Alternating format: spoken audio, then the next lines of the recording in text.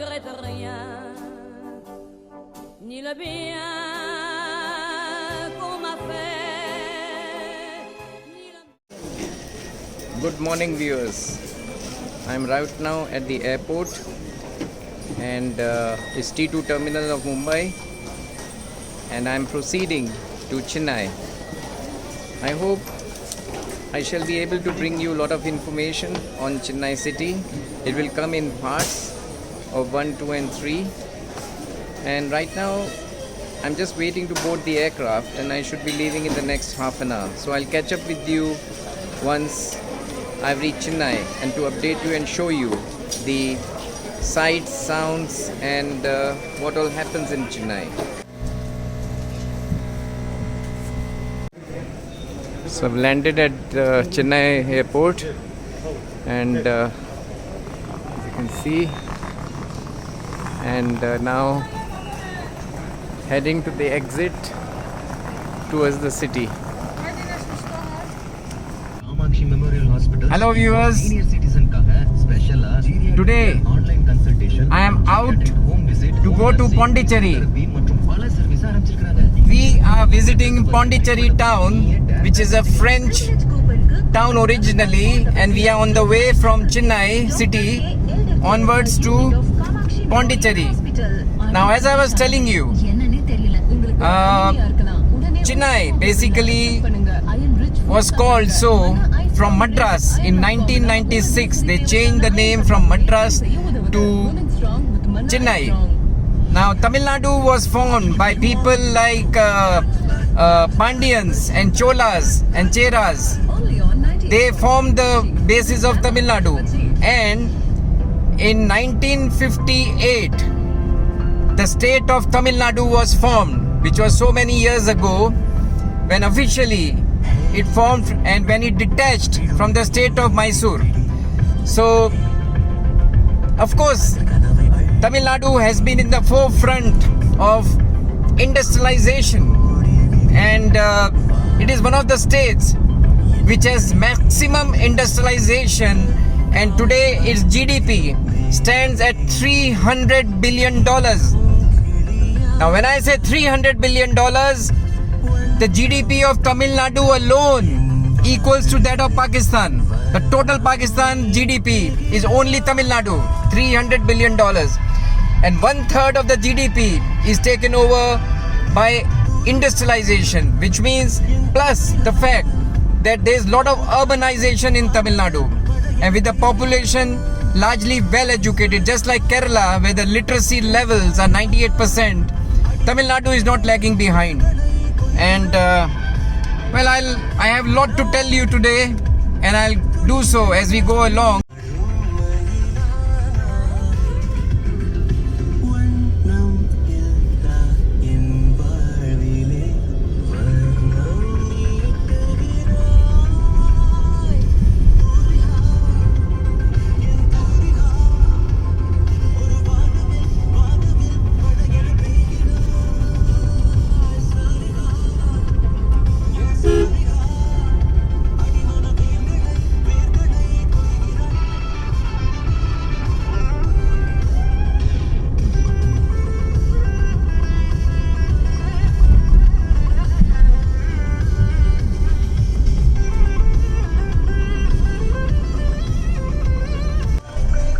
Today, Chennai city has a population of 7 million, which is not very high really if you look at the Indian average. I mean, Mumbai today has 30 million people.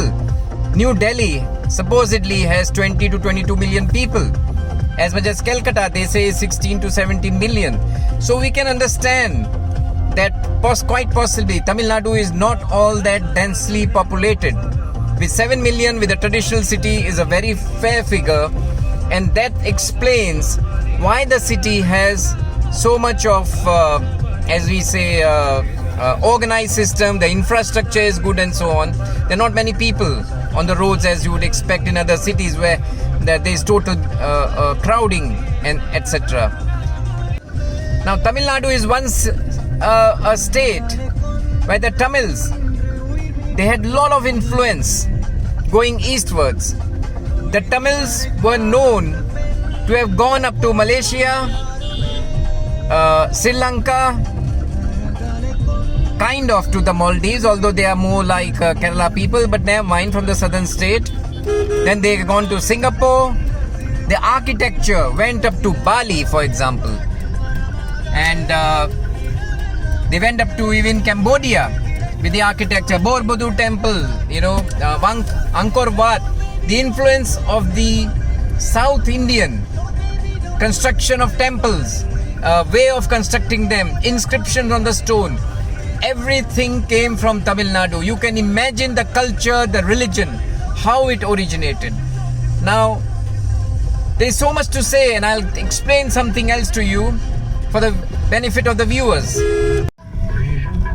For the benefit of the viewers, Tamil Nadu always was a kind of a very powerful, belligerent state of India. There was always the split between North India and South India. Tamils were very proud people, very vociferous and very proud of their Tamil culture.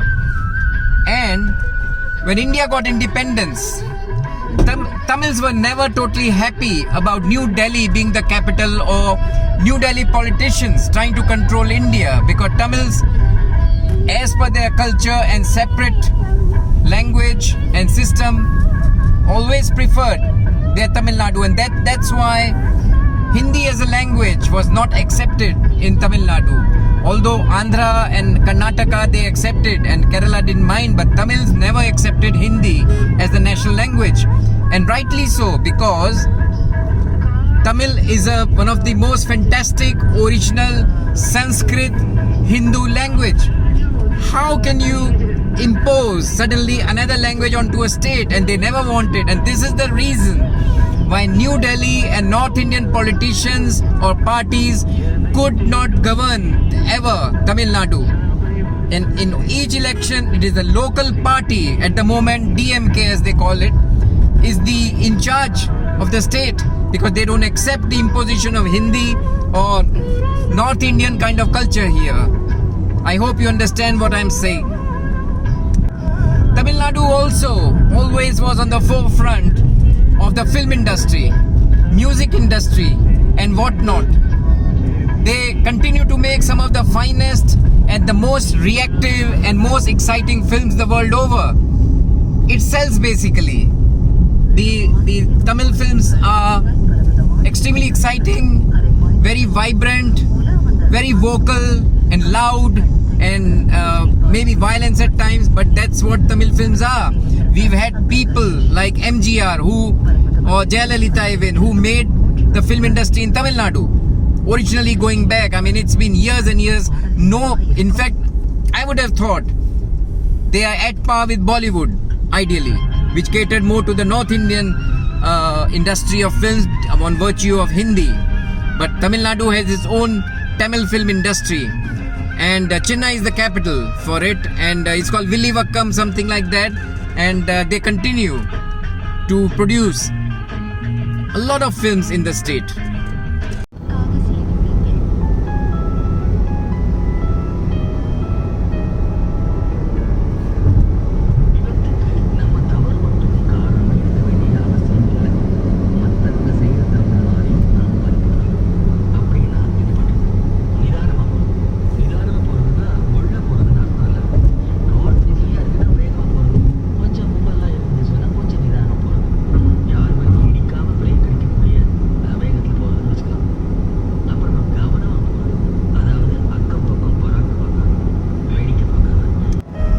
Even a leading actor in Tamil Nadu by the name of Kamal Hassan, who's been one of the most successful actors of Tamil Nadu, he tried to go into politics along with Rajnikant, but it didn't work out.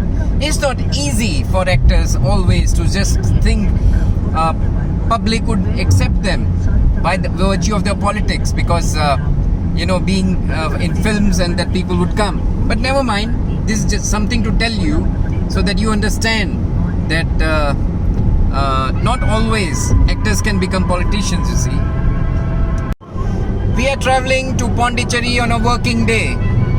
It is a Thursday today, and there's not much traffic on the roads. In any case, the roads in Tamil Nadu are excellent compared to other states. The infrastructure, as you observe, is very well made. You don't get potholes like in Maharashtra or elsewhere, and the broken roads and badly organized. Look at the symbols.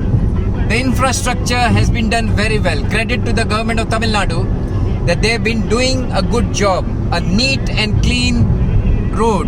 Now it takes about 2.5 hours by car, non-stop running, to reach Pondicherry from Chennai, and the distance is about 120 kilometers. And as we go along, I'll tell you more about the city of Pondicherry.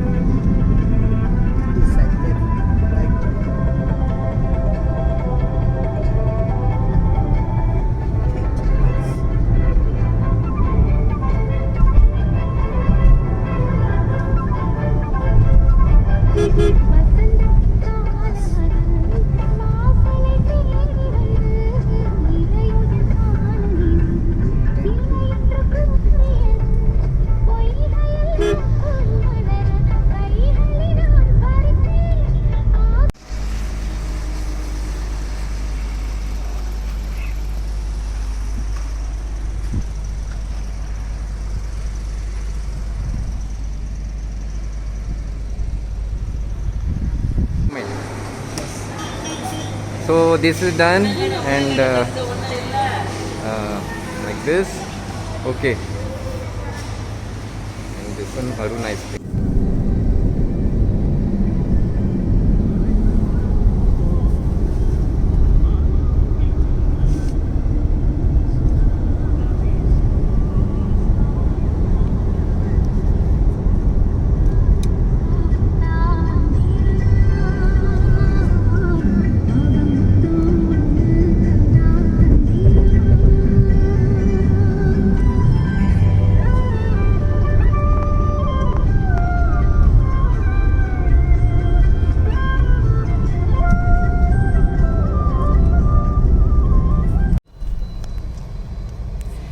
Hello viewers, this is a street scene in Pondicherry as we have reached here. It's also known as Puducherry, the new name for Pondicherry. Now Pondicherry was the original name given by the French when they colonized this place, but now this place is called Puducherry. As you can see, there are a lot of temples, some kind of festivals going on, which is normal here, and there's a nice temple here, etc.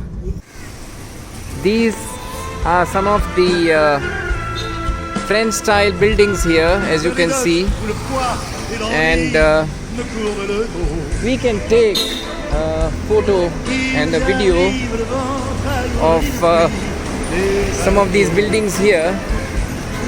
It states Rue Saint Louis. Now that's very French indeed, and reminiscent of the French influence in Pondicherry when they were the rulers over here. And we have one more this side,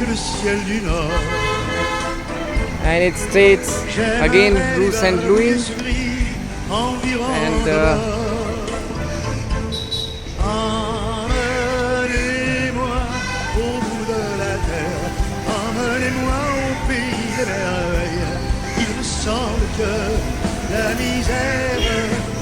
and we have one more here, Rue de la Marine. That's how it is. A beautiful French architecture, all this side. And the building here has a reminiscence of French construction. As you can see the buildings here. These are some of the government offices here which again come from French influence, and we can see on the beach that we've come where the government offices are located. Now this is the view of the beach, and as you can see, a promenade has been made, a beautiful promenade next to the government offices of Pondicherry, which is a union territory, meaning is governed separately and doesn't belong to the government of Tamil Nadu. And that's how it is. As you can see, it's no doubt extremely beautiful. Viewers, we are on Pondicherry beach. As you can see, a promenade has been made, which I've been telling you about all the beaches in India, and what's something that they've not been doing elsewhere. I guess it took the French people to teach us 200 years ago as to what a promenade is. Well, the current administration in India wouldn't know. They don't know what promenade is. They don't know how to create facilities in India. But these people knew 200 years ago, and look at it. What a wonderful job they have done. Feels so good to take an evening walk here. Now I'm in the afternoon here, but this is how it is. I mean, this is what one expects on a neat and clean beach. This is the Bay of Bengal here. It's a neat and clean beach. There's no litter. There's no garbage. There's no rubbish lying on the grounds here. Look at it. It's so neat and clean. The administration here is working. The IS officer is working. Unlike other places I showed you, they're not bothered. But here it is so neat and clean. It's all organized. It looks so beautiful, unlike as though you were not in India. This is what I call maintenance of the beach. People can enjoy here. They are not scared of getting hurt or any kind of garbage or glass or stones or something like that lying, the rubble.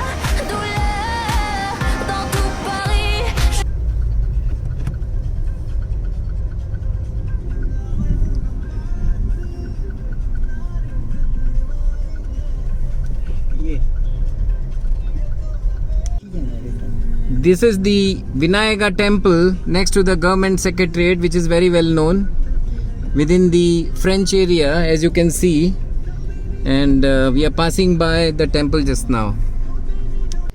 Yeah, viewers, we have completed the beach area, and we found it to be an excellent place, neat and clean, and well appointed with a promenade. Probably the finest beach I ever saw so far in India. That's what's called administration. That's what the government needs to know, what neat and clean means. Pondicherry proves my point. Yes, we can. Indians can have neat and clean beach and surroundings, provided the people are working. And now we are going to have a typical South Indian Tamil style Pondicherry meal, and I shall do the vlog as we sit in the restaurant. Thank you.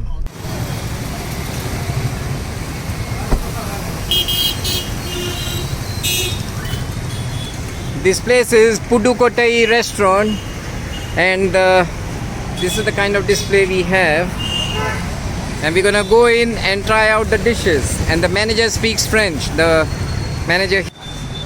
Bonjour, monsieur. Qu'est-ce que tu comptes? Quel est votre nom? Ramu. Ramu. Ramu, yeah. Quand vous habitez à Birmanie, je viens à l'école pour lycée de français et d'allemand. Okay. Il n'y a pas ici.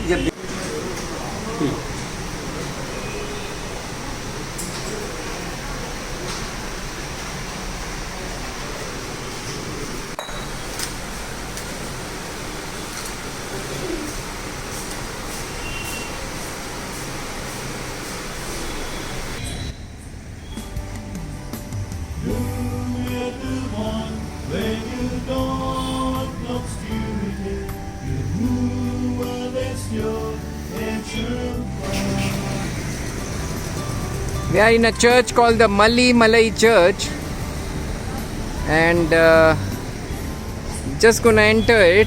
There are many churches in Pondicherry. This is one of them, and all because of the French influence, there were a lot of churches here. So let's see now.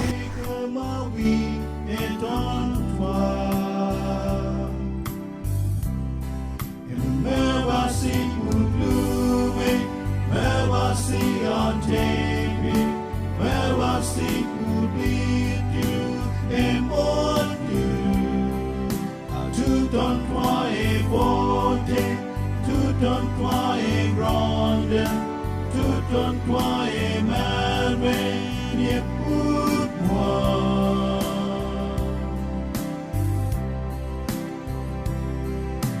Toi éternel, élevé au-dessus de tout, de quoi resplendir dans les... This is another view, classical view of the French Quarter in Pondicherry. If you look at it, the buildings and everything is so pretty. It's just like a little French colony here. And this is a restaurant, La Sévure or something, which probably serving French cuisine.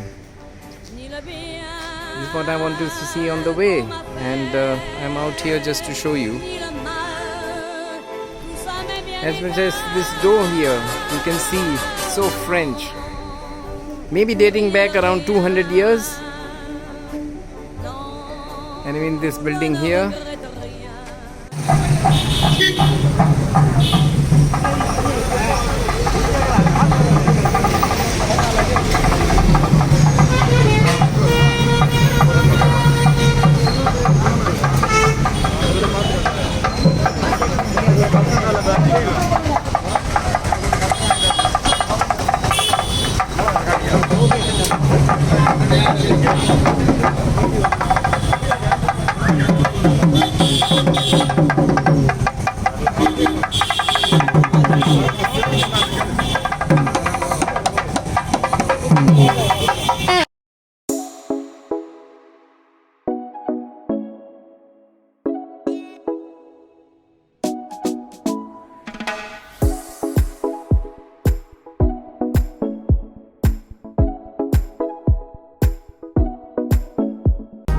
Hello viewers, my trip to Pondicherry is over, and it was an exciting journey today, and really enjoyed my trip, recalling all the French times and visiting all the places.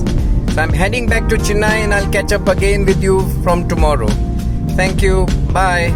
C'est le temps et jouer de la vie comme on joue de l'amour.